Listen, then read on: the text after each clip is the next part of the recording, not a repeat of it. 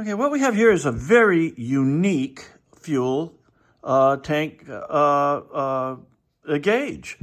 And this gauge, if you can tip it towards me a little bit so that we can get this gauge says Krastoff on it. It's actually made by an aftermarket company that offered fuel gauges for the early Porsche Spyders. Now, the early Porsche Spyder had a dipstick in it. So this company actually came out and made a replacement for the dipstick, which is what we call the diving bell. And attached to the very end of this double capillary tube is a bell that captures air. Now watch as I push this pump, which is mounted on the dash. What it's doing is it's filling that diving bell with air.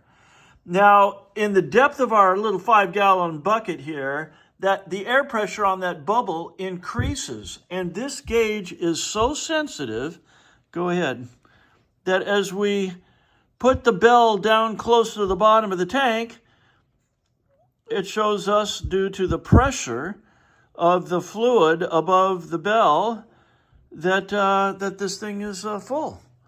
And it works quite accurately. Actually, the gauge itself is only about 1.5 pounds of pressure.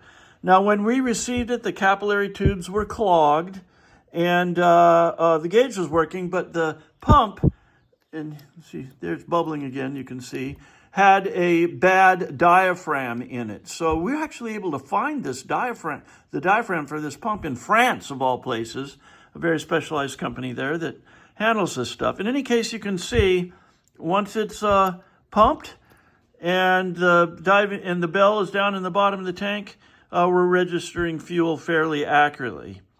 I believe it's a BECK, isn't that? BECK, yeah. Yeah, BECK is the name of the aftermarket kit that was available for these early Porsches. And yeah, new diaphragm, cleared capillary tubes. There was a bit of atrophied bronze that we brazed up in various different places. But yeah, 2 tubes going through that, one for the air injection and the other for the gauge. Everything works great. Thank you for your time.